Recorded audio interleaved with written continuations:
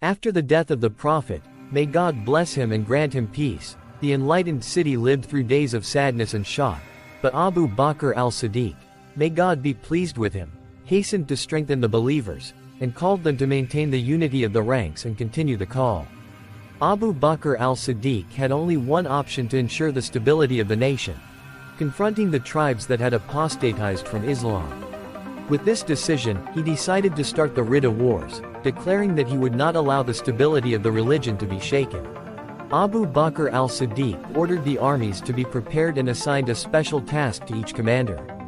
Among them was Khalid bin Al-Walid, may Allah be pleased with him, who was known for his bravery and military acumen. The Battle of Yamama was one of the most violent battles which the Muslims fought in the Wars of Apostasy. Khalid bin Al-Walid led the Muslims with steadfastness, and confronted the army of the lying Musaylima with strength, until the Muslims were victorious and regained the security of the peninsula. Thanks to the courage and unity of the Muslim leaders, they were able to eliminate the apostasy movement and unite the Arabian Peninsula once again under the banner of Islam.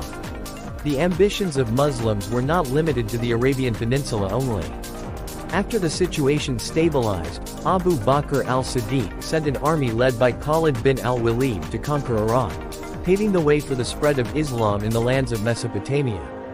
Khalid bin al-Walid reached the borders of Iraq, where he began organizing his forces and distributing tasks in preparation for the battles, to begin a new chapter of the Islamic conquests.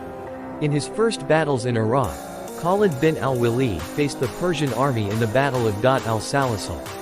Thanks to his military intelligence, he was able to win this battle, achieving the first Islamic victories over Persian lands.